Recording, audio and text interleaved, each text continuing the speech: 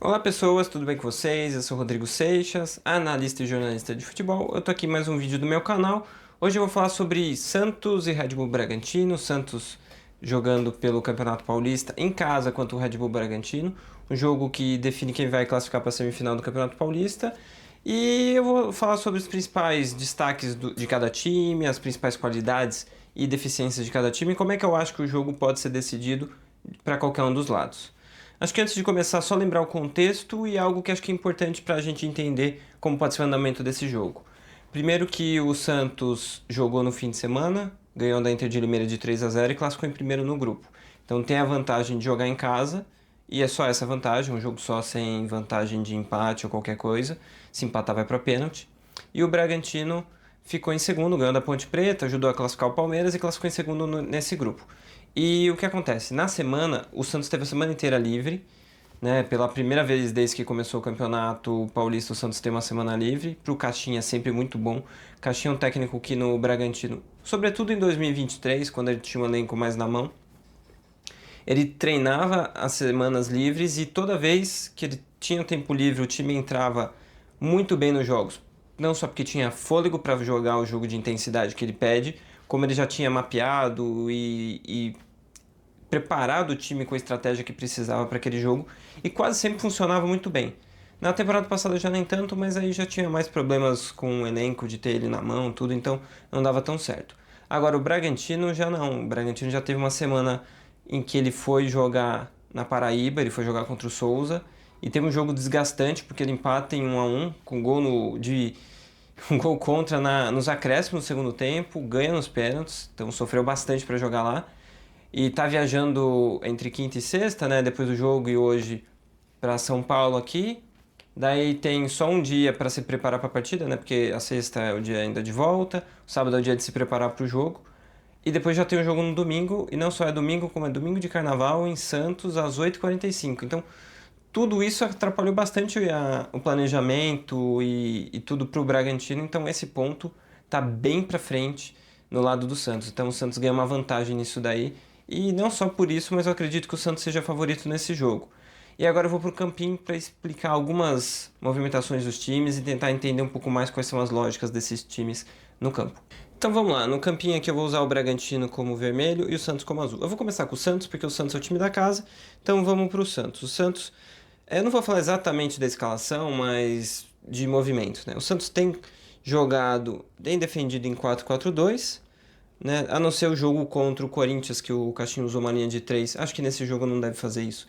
Ele deve usar o 4-4-2 com o Neymar e o Tiquinho sobrando aqui. Só que na hora de atacar, o Neymar vem para jogar aqui, o Guilherme abre por aqui, do outro lado vem o JP, Sherman, aqui fica o Tiquinho como 9 e o Soteldo fica aqui. Normalmente esses 5, daí tem 2 aqui e 3 aqui. O Escobar normalmente tem sido o jogador aqui na esquerda junto com os 2 zagueiros. Então qual que é a ideia do Santos? É gerar sobrecargas e vantagens em cada setor do campo. Por isso normalmente tem uma linha de 5 aqui. Mas até por ter o Neymar e ter o Soteldo, que são jogadores bem habilidosos e que gostam de se movimentar, encontrar espaços, gerar tabelas, é um time que se movimenta bastante. Então a gente pode ver que aqui desse lado você tem o Escobar, o Guilherme e o Neymar, que eles vão trocar de posição durante o jogo. O Escobar, por mais que ele faça a linha de 3 aqui, às vezes ele sobe e circula para o lado, com o Guilherme voltando um pouco mais e o Neymar ficando por aqui. Mas tem bastante circulação, principalmente do Neymar. O Neymar é o principal alvo desse time. Não é comum, mas normalmente os atacantes eles tocam entre 40 e 50 vezes por jogo na bola. O Neymar contra a Inter de Limeira tocou 92 vezes, então é um jogador que normalmente é o centro do jogo do ataque do Santos, então o Santos joga muito desse lado. Se você pega o mapa de movimentação do Santos em campo, e principalmente as zonas que ele mais usa, você pode ver que normalmente é o lado esquerdo.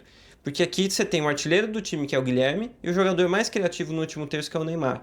Então o Neymar muitas vezes ele volta para cá, saindo do meio espaço aqui, e saindo também da entrelinha para receber a bola antes. Às vezes ele está aqui para infiltrar, às vezes ele vem mais pela ponta, daí o Guilherme vem para cá. Então ele tem essa certa liberdade de posicionamento. E aqui o Soteldo também tem. O Soteldo até pediu um pouco mais de liberdade de circulação, então às vezes ele vem por dentro aqui e busca tabelas com o Neymar. O Neymar é um jogador que gosta muito de tabela. Se você lembrar da última Copa do Mundo, o gol que ele faz contra a Croácia, ele vem por dentro e chama a tabela do Rodrigo, chama a tabela com o Paquetá. Então é um jogador que gosta muito disso. Então o Tiquinho é um jogador que pode ajudar muito ele e o Soteldo também. Então ele está sempre buscando esses dois jogadores e, claro, o Guilherme, que é o jogador que está mais perto dele. Então o Santos, ele tem muito essa lógica de vamos recuperar a bola e vamos tentar fazer o Neymar receber ela numa condição de criar algum perigo para a defesa adversária. Então a defesa adversária tem que tomar muito cuidado com o Neymar e não só marcar ele de perto, mas marcar também as opções de passe dele mais próximas para tentar evitar essas tabelas, essas jogadas assim. Então o Santos tem muito bem isso daí, só que por outro lado o Santos tem um certo problema de recomposição. Contra o Corinthians isso ficou muito evidente, mas em outros jogos também. Porque às vezes acontece do time subir com muitos jogadores para cá, o Bom Tempo também acaba vindo para cá às vezes, o Schmidt um pouco menos. E daí você tem o time em dois blocos, que é o bloco de ataque e o bloco de defesa. E aqui nesse meio você tem bastante espaço. Então para um contra-ataque, às vezes o time adversário retoma a bola, vem no contra-ataque aqui, esse jogador é obrigado a vir para cá. E, ou se a bola está descoberta, por exemplo, já driblou esse jogador aqui e vem com a bola descoberta, esses jogadores não podem vir na caça, eles são obrigados a correr para trás e vem todo o time adversário em um contra-ataque e você vai tendo essa dificuldade, ainda mais do lado oposto, né? Porque como você tem, sei lá, 3 jogadores, se a jogada vem para cá, eles são obrigados a vir para cá, sobra todo o espaço livre aqui.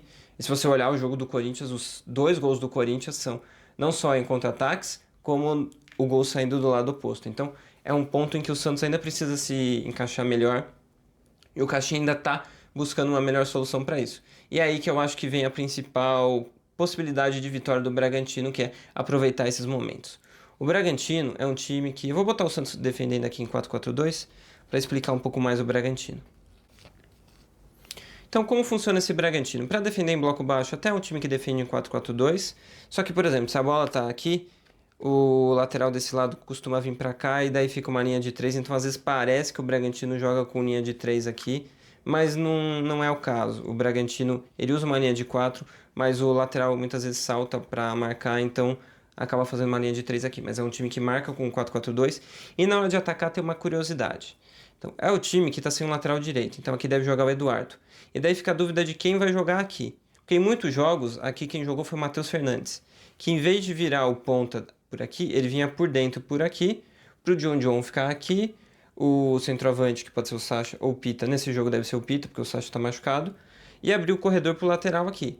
Só que o lateral não está jogando, está jogando o Eduardo, que é zagueiro. Então, esse jogador aqui tem sido o La Quintana nas últimas partidas, porque o La Quintana é um ponta, então ele joga aqui na segunda linha de marcação, mas na hora de atacar ele abre aqui para o John ficar aqui, o centroavante ficar aqui, que é o Pita, e o Vinicinho do outro lado ficar aqui. Então é um time que joga mais ou menos com 4 na última linha, 3 no meio de campo e 3 na defesa, que é um 3-3-4. Só que não é um time tão posicional assim. Em alguns momentos ficam 4 aqui, 2 aqui, em outros momentos com 4 e só os 2 zagueiros aqui. Então é um time que tem algumas variações, mas que sobretudo é um time que busca muito 1 contra 1. Porque ele tem jogadores que são muito bons no 1 contra 1, como o John é bom no 1 contra 1. O La Quintana não é tanto, mas às vezes na velocidade ele consegue ganhar no 1 contra 1. O Vinicinho, que é muito bom nisso, é o melhor jogador do time nisso e é o principal jogador do time na temporada, junto com o Lucas Evangelista, que jogando aqui ele é o principal armador do time. Ele tanto é o criador de jogadas no último terço, como é o principal organizador de jogadas, é o jogador que mais toca na bola. Se no Santos é o Neymar, no Bragantino é o Lucas Evangelista. Então é um time que gosta muito de buscar o individual, tanto que é o time que tem mais drible no campeonato. Ele busca o 1 contra 1. Então, por exemplo, o Santos defende aqui com 4. O Bragantino colocou 4 nessa última linha. Então ele vai ter a bola desse lado e vai tentar inverter ela para cá, para deixar o Vinicinho no 1 contra 1. Para ele poder ganhar aqui nas costas, ou aqui pelo meio já finalizar, mas normalmente ganhar nas costas e fazer um cruzamento de canal entre a defesa e o goleiro, ou na segunda trave para o ponta do lado oposto, que pode ser um meia, né? Um time meio aposicional, como eu costumo chamar às vezes, por não ter necessariamente movimentações iguais dos dois lados do campo. E daí o ponta do outro lado fecha para finalizar. O Vinicinho marcou 4 gols no campeonato, os 4 gols foram iguais. é algum jogador ganha aqui as costas da defesa aqui, cruza no canal ou na segunda trave para ele aparecer e finalizar em gol. Então é uma jogada muito forte do Bragantino, que eu acho que o Bragantino vai tentar bastante contra o Santos, até por causa daquela questão de recomposição, e é algo que o Bragantino vai buscar bastante. E o Bragantino é um time que gosta muito de ter espaço para atacar, porque o Vinicinho é um jogador que gosta de receber a bola no espaço, o Pita é um jogador que consegue acionar muito bem o espaço, o John também, o La Quintana gosta de correr no espaço, então é um time que tem muito essa possibilidade de atacar espaço. Então quando ele pega times que vão deixar espaço porque sobem com bastante jogadores, que é o caso do Santos, ele gosta desse jogo porque ele tem espaço para atacar. Como foi contra o Mirassol, por exemplo, que o Bragantino ganhou de 3-0. O Mirassol deu campo pro Bragantino e o Bragantino foi aproveitando. Agora, contra o Souza, o Bragantino não teve esse espaço, então foi um time que foi tentando encontrar algum espaço e cruzando muita bola na área para tentar de cabeça gerar alguma coisa e conseguir num escanteio fazer um gol, mas é um time que tem dificuldade de abrir a lata quando ela está mais fechada, né? Quando o time está mais com bloco baixo, né? E tem pouco campo, é um time que sofre mais. Porque quando o time está mais fechado, você tem menos 1 contra 1. E daí o Bragantino sofre com isso. Então é um time que precisa buscar mais esses 1 contra 1. Então ele vai sofrer um pouco nesse tipo de jogada, provavelmente. Então qual que eu acho que deve ser a chave do jogo? É como os times vão pressionar alto e como eles vão cuidar da retaguarda na hora que eles estiverem atacando. Então são dois times que gostam de marcar alto, que marcam pressão. Se eles conseguirem roubar a bola ali, os dois podem ser muito letais nessa transição para atacar a defesa adversária. Os dois são muito bons nisso. Eu acho que esse é um ponto que pode ser determinante no jogo. Então, saber sair da pressão na saída de bola e saber pressionar pode ser um ponto determinante. E o outro é saber recompor bem. Os dois times são times que atacam com muitos jogadores e que vão precisar saber recompor e ter bastante cobertura para os ataques, né? Se eles tiverem boas coberturas para o ataque, eles vão conseguir matar alguns contra-ataques e vai ser importante para manter o time não só com posse de bola, mas manter ele atacando e não sofrendo na defesa. Acho que esse ponto pode ser decisivo no jogo. E eu acho que o Santos ele tem muita mais capacidade de ser decisivo nas áreas, pelos jogadores que tem e por ser, e principalmente por ter o Neymar, né? Então acho que o Santos ele consegue ser mais decisivo nas áreas e eu acho que por isso e pelo contexto inicial que eu falei também, o Santos é favorito. Hoje eu colocaria 70-30 para o Santos vencer esse jogo. Mas assim, é sempre futebol. O Bragantino pode se defender bem, aproveitar contra-ataques, conseguir criar uma boa teia para cercar os caminhos do Neymar e tentar, a partir daí, construir uma vitória. Mas assim, é um jogo que está bastante pro lado do Santos, mas é sempre aquela coisa de futebol, né? Que a gente sempre pode esperar muitas coisas num jogo. Então acho que é um jogo que tem a tendência de ser um jogo aberto por conta do estilo das equipes e de ser um jogo bem interessante para ser assistido.